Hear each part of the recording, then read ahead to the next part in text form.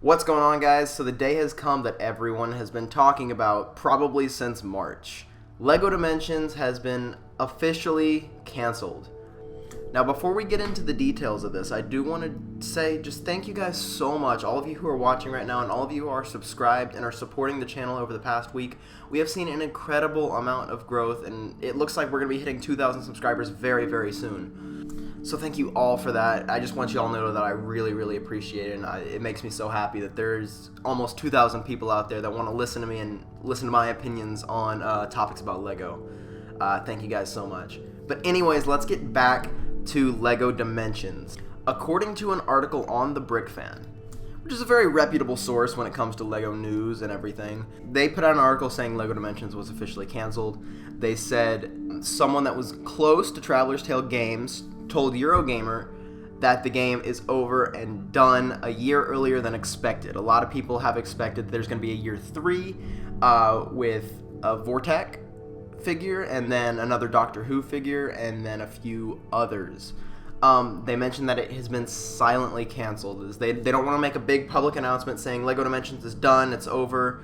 It's just kind of going to fade into obscurity, I think. I think things are slowly going to disappear off shelves. Starter packs are going to get harder and harder to find, and it's just kind of going to be done. I am actually pretty upset about this. I've thought LEGO Dimensions has done a lot of really cool things for the LEGO community and the community who collects LEGO. There's been a ton of exclusive, really cool, really unique figures that have come out of LEGO Dimensions lines and fun packs, team packs, whatever you name it. It's been there.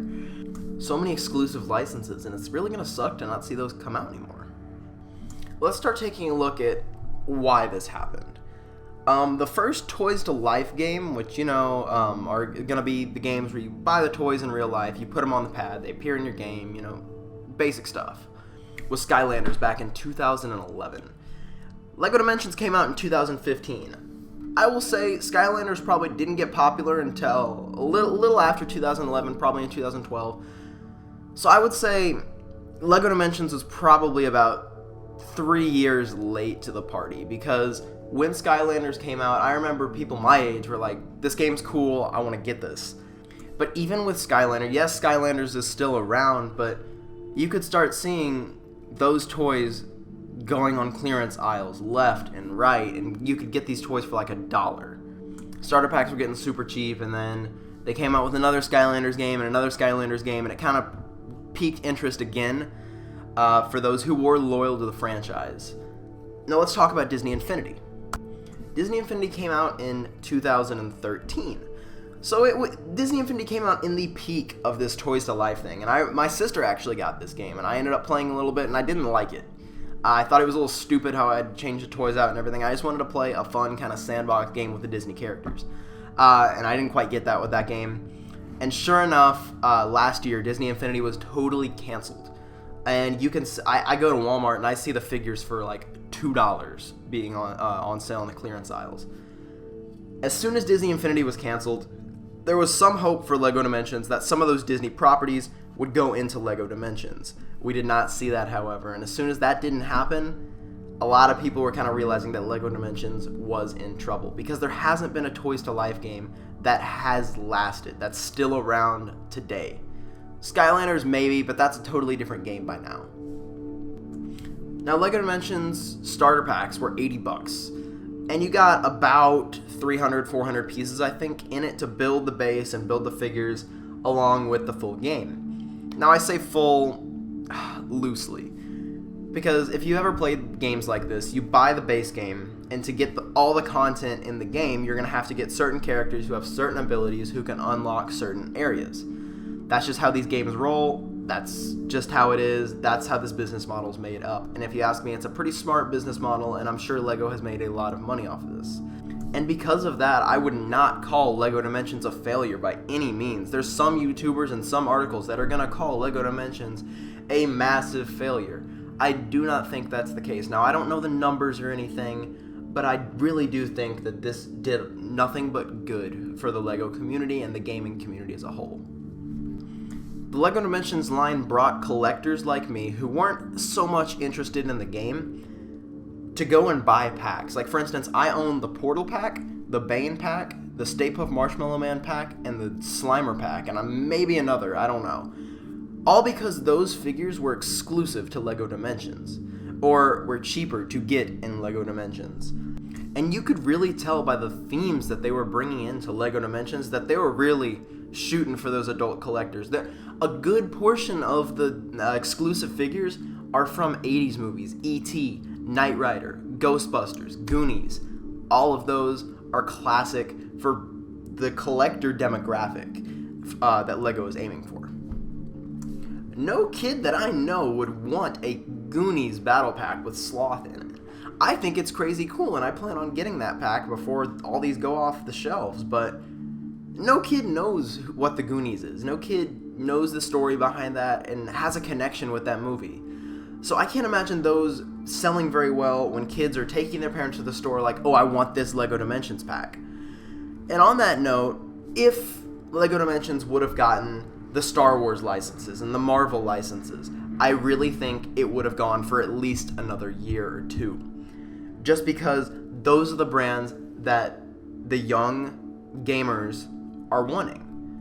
I really don't think this game was bought by many adults and many older people such as me.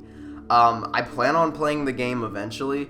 I just can't justify spending $80 for a game that I'm not really that excited about, nor will I get the full content from.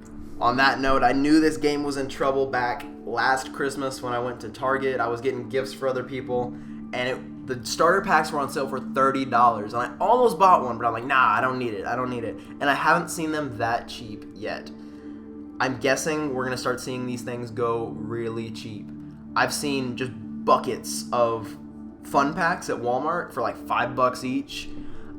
So if I were you guys, I would start checking clearance aisles, clearance bins, Walmarts, Targets, Fry's, all that kind of stuff. They're going to have these LEGO Dimensions as they're starting to phase out on really deep clearances, and you're going to be starting to get some really good deals for just the pieces alone in this fun packs. It really just seems like LEGO Dimensions took a lot of missteps and kind of had an identity crisis on what it wants to be and who it wants to appeal to. With the release of multiple story packs that might have worked better as standalone Traveler's Tale LEGO games, and just really who it was shooting for with the toys and with the game. I feel like that was a real mixed audience, and overall just didn't transfer well into, selling the game.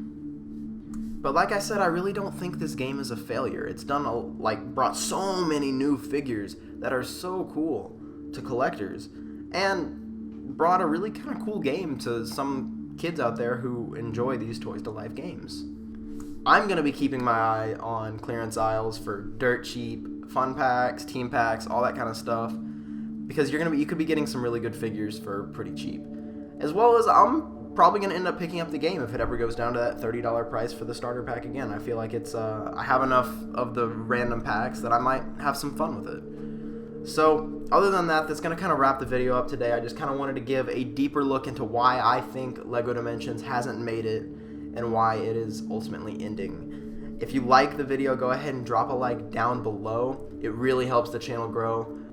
Also, if you want to see more LEGO leaks, reviews, and news and things like this, go ahead and keep it tuned here and hit the subscribe button. Also, I'm going to do another plug again. It is getting close to Halloween, and if you haven't seen my look at the bootleg LEGO Monster Fighters Haunted House set, go ahead and click the annotation at the end of the video and it'll take you there and you can check it out and tell me what you think. Other than that, I will see you guys in the next video.